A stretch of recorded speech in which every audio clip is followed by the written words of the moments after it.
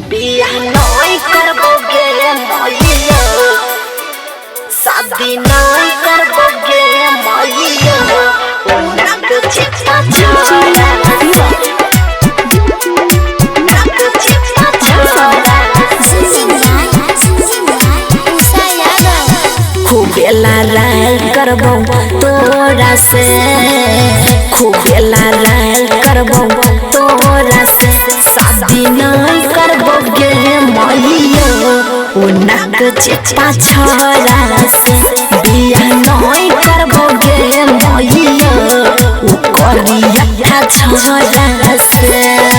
Side recording studio Delhi. बियाह नहीं करबोगे माइयो, शादी नहीं करबोगे माइयो, नाक चिपका छोड़ा से,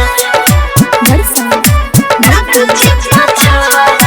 फिर गई आकाश में झझस चाहिए ललका हमरा सोनार, कहाँ से ओइन बेलही लागै छ सोनार,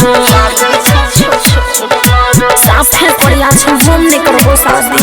आकाश में झझस चाहिए ललका हमरा सोनार, कहाँ से ओइन बेलही लागै छ सोनार।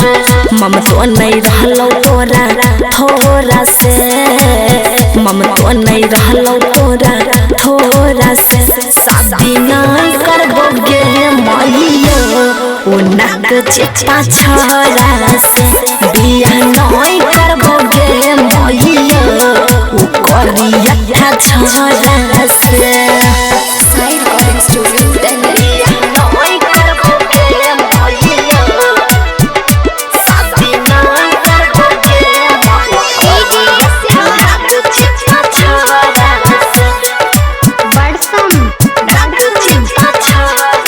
ये गई मैयो लड़का के कैंसिल कर सब कोई लाग के, नहीं तो शादी कोई रहे मोर बेपर से भाग के,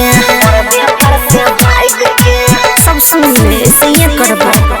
लड़का के कैंसिल कर सब कोई लाग के, नहीं तो शादी कोई रहे मोर बेपर से भाग के। पशुपति राइटर कहूँ तोरा से, हसन गुड्डू कहूँ तोरा से, शादी नहीं करबोगे माइयो, नाक चिपका छोड़ा से, बियाह नहीं करबोगे माइयो, करिया छोड़ा से। कारी छोट छोना कुछ recording by Honey Star Delhi.